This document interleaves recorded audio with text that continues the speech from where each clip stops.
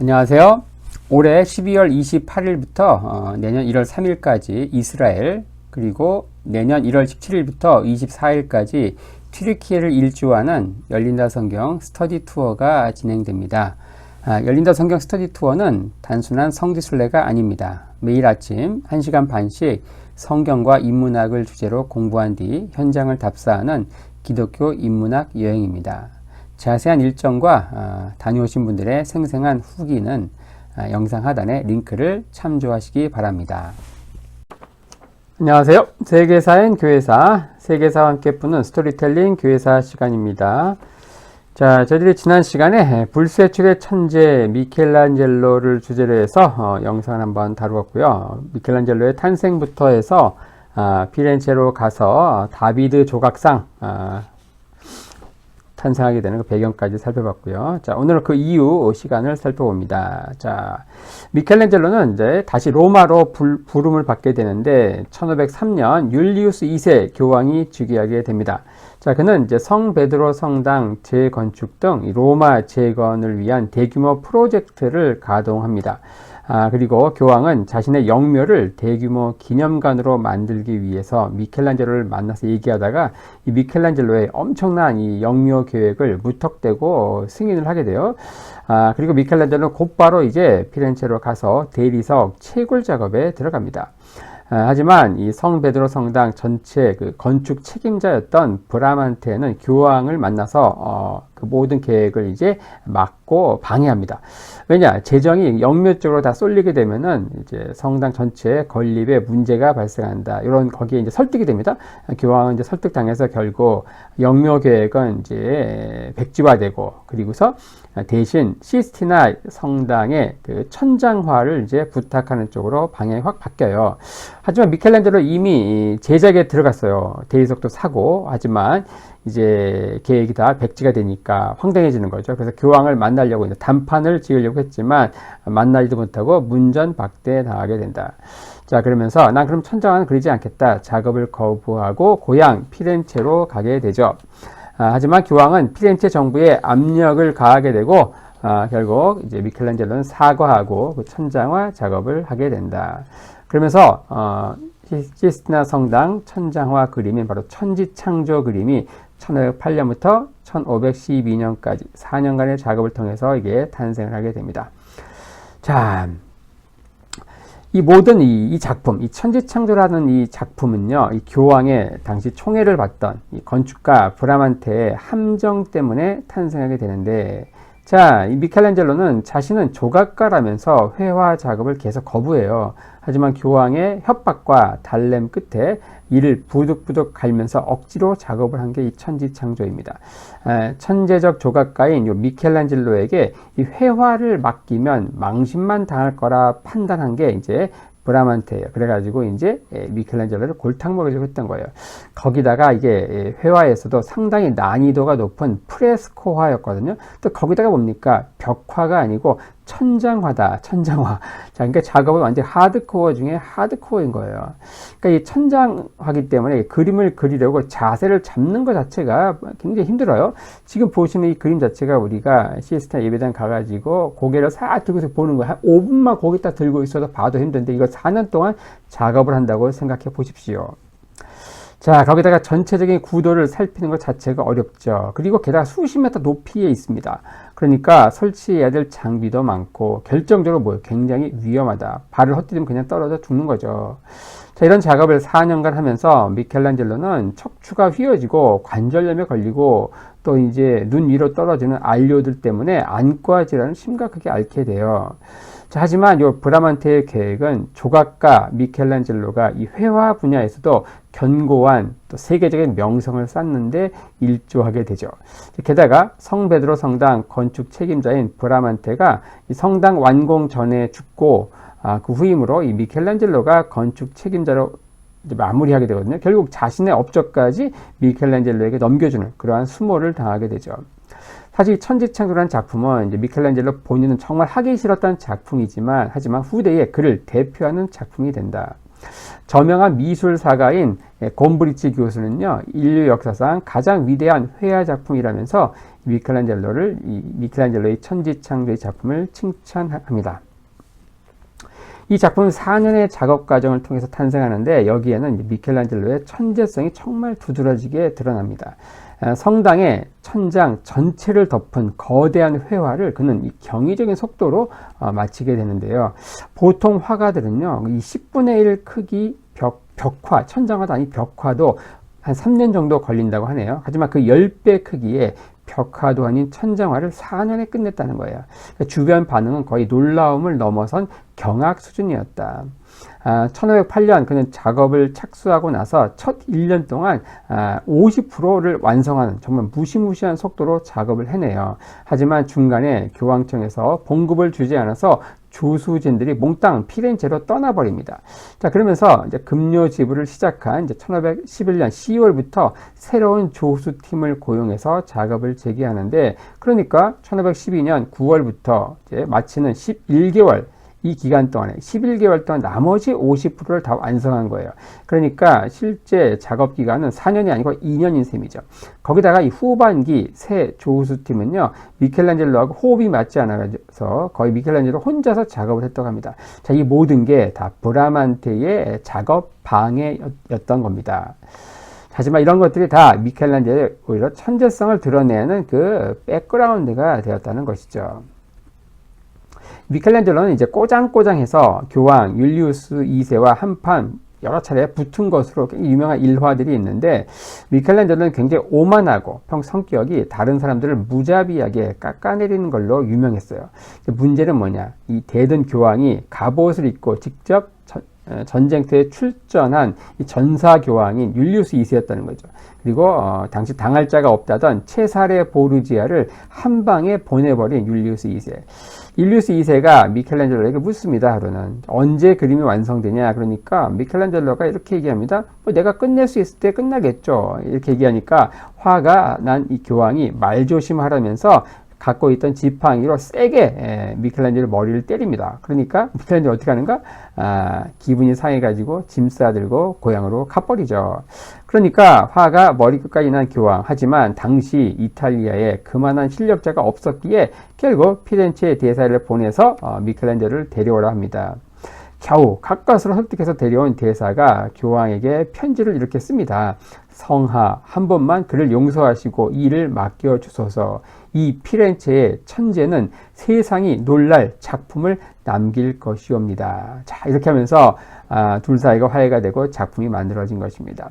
하지만 미켈란젤로는 뒤끝 장렬의 모습을 보이는데, 자, 이 작품에 율리우스 2세 얼굴로 그려진 선지자 스가리아 뒤에 이 아기 천사가 이 검지 손가락을 말고 있는 이스터에그를 남겨요.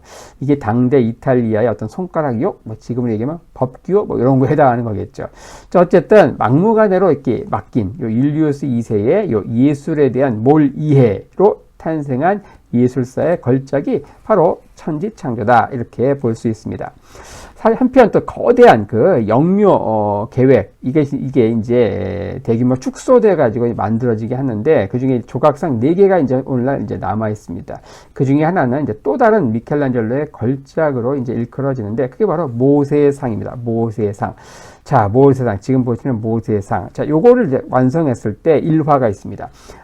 이 조각상에 스스로 감격한 미켈란젤로가 망치로 이 조각에 무릎을 치면서 왜 말을 못해? 라고 했다는 일화가 전해집니다.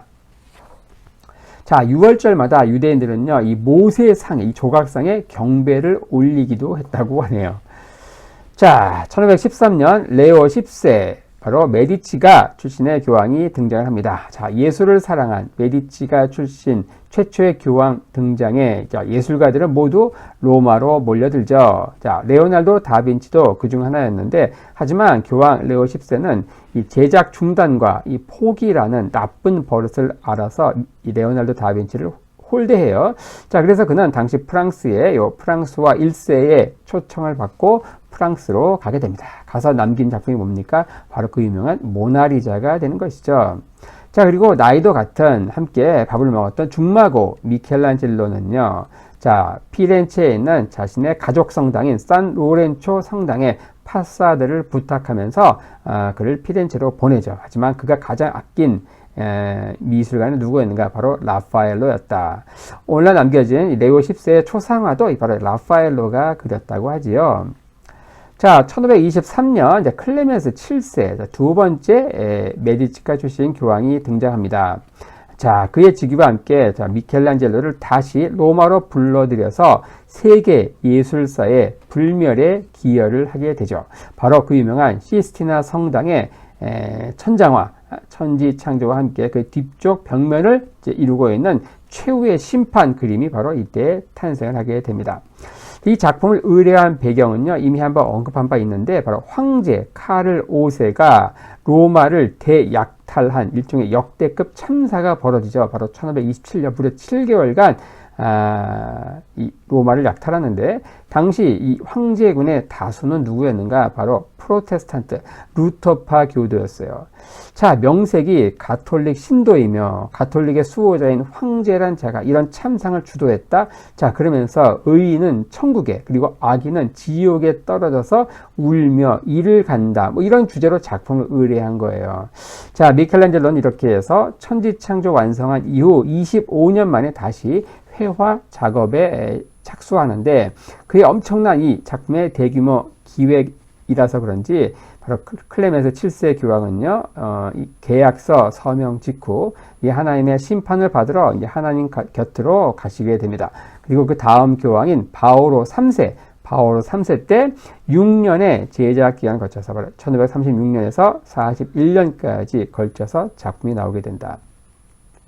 이 바오로 3세 교황은요, 1535년 9월 1일 바로 교황청 최고 건축가요, 화가요, 조각가로 이 미켈란젤로를 임명하는 일종의 포고령을 반포하면서 예술가에 대한 예우를 해주죠. 이 작품이 완성되었을 때 사람들은 천지가 개벽하는 듯한 엄청난 충격을 받습니다. 왜냐? 모든 금기를 깨고 등장인물들이 뭐예요? 전부 나치였던 거예요. 모든 등장인물이 실오라기도 하나 없는 그야말로 나치였다. 자, 이렇게 한 의도가 있습니다. 미켈란젤로는 종말 앞에서 한낱 인생은 그저 이 하나님께 구해달라고, 살려달라고 간구해야만 할 뿐인 그런 미천한 존재임을 강조하기 위해서 이렇게 나체로 그린 건데요. 자, 그런 주제에 바로 로마를 약탈한 너희들 다 지옥에나 떨어져라, 그런 분노의 표현도 그득 담고 있는 것이죠. 자, 하지만 교황의 의전 담당관이었던 비아지오 다 체세나 추기경은 이 나치의 그림을 보고 이렇게 혹평을 합니다. 이런 나치애들은 거룩한 장소에 적절하지 못하며 저 홍등가에나 어울리는 것이라면서 혹평을 하게 됩니다. 자, 그러니까 어떻게 합니까? 미켈란젤로는 또 뒤끝 장면 복수를 하게 되는데, 이 최후의 심판 그 그림 안에 지옥의 문을 지키는 수문장 미누스의 얼굴을 이 체세나 추기경 얼굴로 그려요. 자, 여기 체스나 추기경 얼굴로 그립니다. 그리고서 이 미누스의 귀는 당나귀의 귀로 표현하는데, 이 당나귀는 당시 무지의 상징입니다. 무지의 상징. 그다음에 뭐야? 성기를 뱀이 물게 해서 당시 성적으로 굉장히 방탕했던 이 체스나 추기경을 신랄하게 고발하고 있다. 어떻게 보면 사실상 성직자에게 할 수 있는 최대한의 모욕을 이 그림을 통해서 날려버린 셈이죠. 자, 화가 난 이 체스나 추기경은요, 교황 바오로 3세에게 가서 자, 그림에서 제발 자기 얼굴 좀 빼달라고 좀 탄원을 합니다. 하지만 교황은 어떻게 합니까? 혹여 자기도 지옥에 등장할까 두려워서 이렇게 이야기했다고 하네요.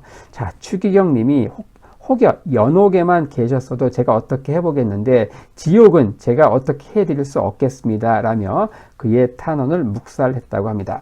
자, 낙성식은 1541년 바로 10월 31일 이루어지는데, 당시 낙성식의 당일 이 벽화를 본 바오로 3세는요, 무릎을 꿇고 이렇게 기도했다고 하네요. 하나님, 심판의 날에 저의 죄를 제발 묻지 말아 주소서. 1564년 트렌트 공의회로 가톨릭 교회의 재정립, 개혁 작업이 이루어집니다. 그러면서 기존 가톨릭 내에 부적절한 풍습들을 상당 부분 정리하게 되는데, 그 일환으로 이 최후의 심판, 이 그림도 덩달아서 철거될 뻔한 위기에 처하게 됩니다. 왜냐? 이 전부 나체 그림이잖아요. 재정립된 로마 전례상 이 나체화를 허용하지 않기로 결정한 거예요. 하지만 최종 결정은 철거 대신 수정 작업으로 결정이 되죠. 자, 그러면서 미켈란젤로의 제자였던 다니엘라 다 볼테라가 이 나체 부분을 가리게 된 거, 옷을 입히게 된 것입니다. 그러면서 오늘날 남아있는 것은, 오늘날 이제 보시는 이 최후의 심판 그림에는요, 다 옷을 입고 있는 그림을 이제 보고 있는 것이죠. 미켈란젤로 인생의 후반기는요, 자, 르네상스 건축의 야심작인 이 성베드로 성당의 주요 설계를 맡아서 결국 마지막, 조형예술의 마지막 장르인 건축 분야에도 미켈란젤로 자신의 이름을 남기게 되는데요. 자, 1506년 율리우스 2세는요, 이 교황청의 권위를 높이기 위해서 성베드로 성당 재건축을 결정합니다. 바로 4세기 이 콘스탄티누스 대제 때 세워진 옛 성당을 철거하고 지금 오늘날 보시는 그 성당을 다시 재건축을 하게 되는데, 자, 이후 사상 유례 없는 대역사가 시작되면서 도나토 브라만테를 시작으로 당대 네로라 하는 건축가들이 설계에 참여합니다. 하지만 이 공사 기간이 너무 길어서 도중에 이 건축 책임자들이 사망하는 거예요. 그러면 이제 후임자들은 전임자의 이 설계안을 갈아엎고 이 자신만의 설계안으로 수정하는 일들이 계속 비일비재하게 일어난 것이에요. 자, 1546년 바로 건축 책임자였던 안토니오 다 상갈로 건축자가 사망하면서 교황 바오로 3세는 당시 70살을 넘긴 고령의 미켈란젤로에게 이 성베드로 성당 건축 책임을 맡기게 됩니다. 하지만 졸지에 실업자로 전락한 이 상갈로 파 관계자들은요, 수석 건축자 자리에서 미켈란젤로를 몰아내기 위해서 계속 방해 공작을 펼쳐요. 자, 그러니까 교황 바오로 3세가 직접 나서서 어떻게 하느냐, 바로 공사에 관한 모든 전권을 미켈란젤로에게 위임하고 건축 당국은 그의 설계대로만 공사를 해야 한다라고 교통정리를 해주죠. 자, 이렇게 하면서 미켈란젤로는 전임자들이 갖지 못한 전권을 갖고 이 성베드로 성당 재건축 작업을 진두지휘하게 되죠. 자, 미켈란젤로의 설계는요, 현재 지어진 오늘날 로마 가서 보시는 성베드로 대성당의 기본 설계로 우리가 남아있어서 볼 수가 있지요. 자, 마지막으로 이렇게 한번 살펴볼 게 이 미켈란젤로와 이 레오나르도 다빈치 간의 그런 갈등, 티키타카인데요. 자, 동시대를 살았던 3대 거장들, 그 중에서 바로 미켈란젤로보다 무려 23살 연상의 레오나르도 다빈치와 이 미켈란젤로의 갈등은 굉장히 유명한데요. 레오나르도 다빈치는요, 굉장히 언변이 능하고 또 박학다식했고요. 거기다 미남에다가 옷도 잘 입는 베스트 드레스였다고 합니다. 약간 꼬장꼬장한 성격이고 또 여자를 경멸해요. 그리고 남녀노소 불문하고 모든 사람에게 인기가 있었다. 반면 또 라파엘로는요, 꼬장꼬장하지 않고 자신을 고용한 고용주와 상당히 원만한 관계를 맺었다고 합니다. 그는 미남에다가 여색을 밝혀서 수많은 연문을 뿌리고 다녔어요. 그리고 그 덕에 젊은 나이인 37살에 요절하게 되죠. 반면 미켈란젤로는요, 굉장히 추남에다가 또 외모에 전혀 관심이 없었다. 심지어 조각 작업 중 대리석 가루로 지저분해진 몰골로 거리를 그냥 활보하고 다녔다고 하네요. 이 라파엘로처럼 원만한 성격도 아니었고 또 레오나르도 다빈치처럼 꼬장꼬장해도 매력이 있는 그런 사람도 아니었다. 오히려 매우 거만한 성격에다가 독서를 함부로 퍼부어서 대인관계도 최악이었다고 하네요. 한때 메디치 가문에서 수학하던 중에는 자신의 동문들에게 막 독서를 퍼부어요. 그래서 친구한테 주먹으로 코를 맞아가지고 코뼈가 주저앉아서 추남이 되었다고 하네요. 그리고 동문들한테 당시에 완전히 왕따였다고 하죠. 또 이런 성격의 윗사람이라고 예외가 전혀 없죠. 그는 수틀리면 교황도 들이받는 성격이었다. 속된 말로 전형적인 천재 이미지였던 게 바로 미켈란젤로인데요. 바로 이 레오나르도 다빈치와의 얽힌 유명한 그 일화가 있습니다. 잘생긴 외모와 언변으로 인기 짱인 레오나르도 다빈치를 따르던 이 젊은 추종자가 이 단테의 시에 대해서 그에게 질문합니다. 때마침 이제 미켈란젤로가 지나가는 것을 이제 레오나르도 다빈치가 봐요. 항상 패션에 신경을 쓰던 레오나르도 다빈치와 달리 그날도 이 넝마 같은 옷에 막 작업하다 나왔는지 이 대리석 가루를 뒤집어 쓴 미켈란젤로를 보자마자 레오나르도 다빈치가 이렇게 골려줍니다. 자, 저 친구가 나보다 더 잘 알 거요. 그러면서 그 단테의 시에 대해서 물어본 그것을 저 친구, 저 미켈란젤로에게 물어보시오. 이렇게 얘기한 거예요. 자, 이 말은 뭡니까? 저기 제 옷 입은 꼴 좀 봐요. 저 단테를 알긴 뭐 집불이나 알겠어. 그런 이제 놀림이었죠.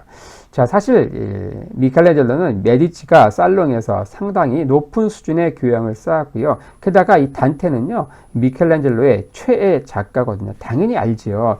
자, 그런 가운데 레오나르도 다빈치의 추종자들은 이제 미켈란젤로의 몰골을 보면서 이제 다 그냥 깔깔대면서 박장대소하는 거예요. 자, 자기를 무시하면 어때요? 교황도 그냥 들이받아 버리는 미켈란젤로였죠. 자, 그런 면에서 볼 때 레오나르도 다빈치는 지뢰를 밟은 정도가 아니고 뭐예요? 그 위에서 그냥 점프를 한 셈이죠.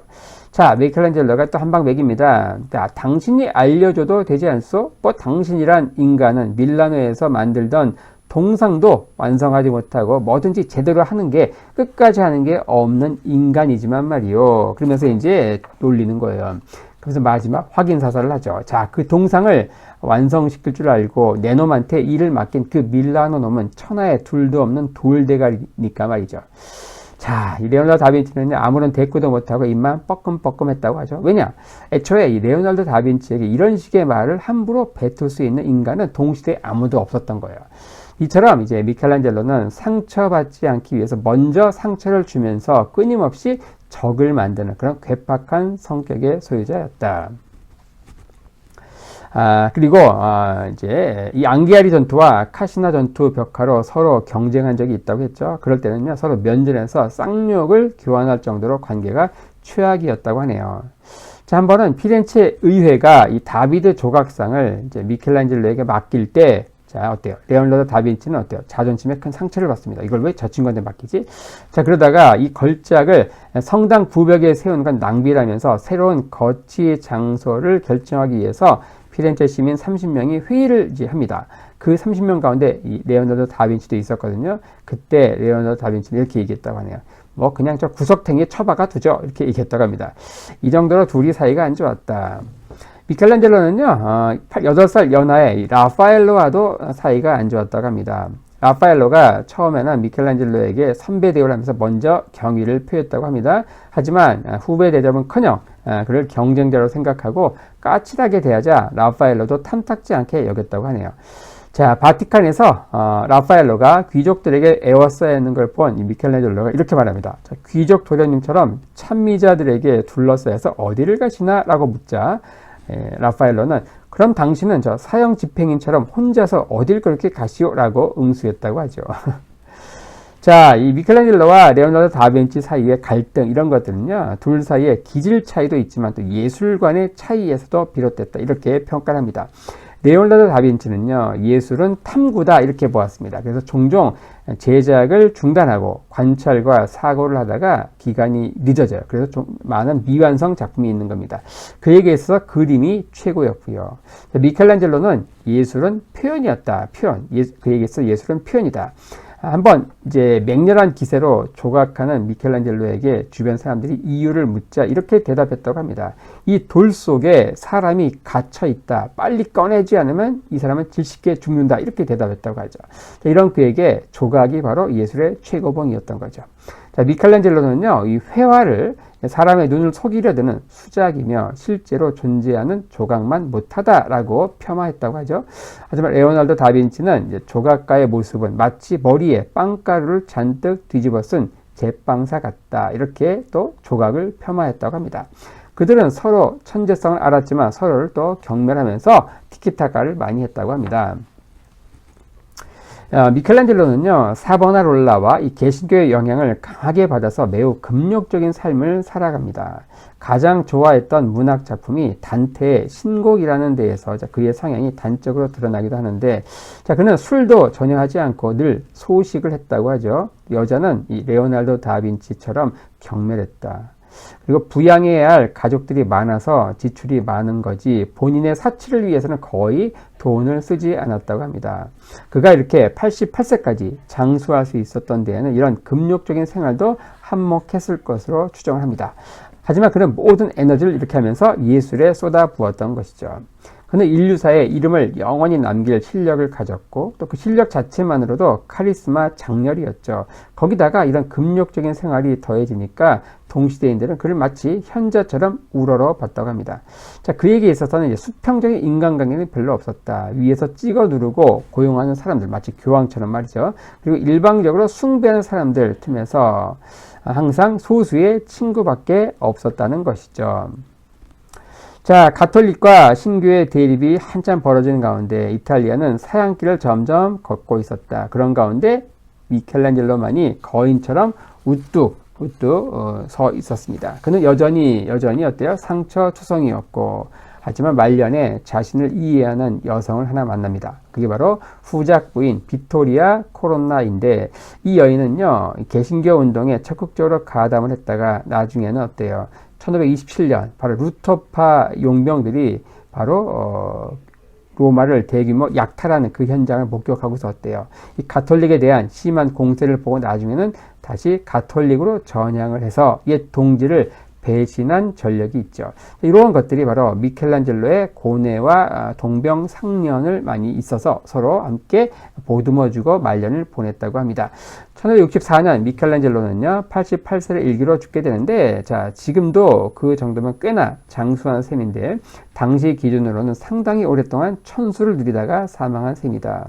그는 노년에 접어들어 시력이 약해져서 앞이 거의 보이지 않았는데도 이 촉각의 의지에서 새로운 피에타 작업에 매달렸다고 합니다. 그의 유언은요 이랬다고 합니다. 나는 아직도 배우고 있다. I'm still learning. 우리 히딩크 감독이 I'm still hungry 한 것처럼 어때요? I'm still learning. 나는 아직도 배우고 있다. 와, 불세출의 천재, 88세에 죽으면서 그 유언이 바로 나는 아직도 배우고 있다, 이렇게 얘기했다고 합니다. 사후 그의 시체는 로마에 묻혔다가 나중에 고향 피렌체의 산타크로체 대성당으로 이장되는데, 이 미켈란젤로의 유해를 로마에서 피렌체로 빼돌리기 위해서 이 피렌체 측에서는요 특공대까지 보냈다고 하네요. 장례도 성대하게 치러져서 피렌체 시민들이 구름대같이 몰려들었다고 합니다. 그렇게 하면서 우리가 나쁜 교황들의 시대라고 하면서 이탈리아 교황청의 역사를 살펴보면서 그 마무리 편으로 이제 바로 르네상스와 또 종교개혁의 거대한 사회적, 종교적 쓰나미가 밀려올 때 88세까지 살면서 한 예술가로서 그런 것들을 겪어낸 이 미켈란젤로의 삶을 통해서 그 시대를 한번 이렇게 좀 조망해 보았습니다.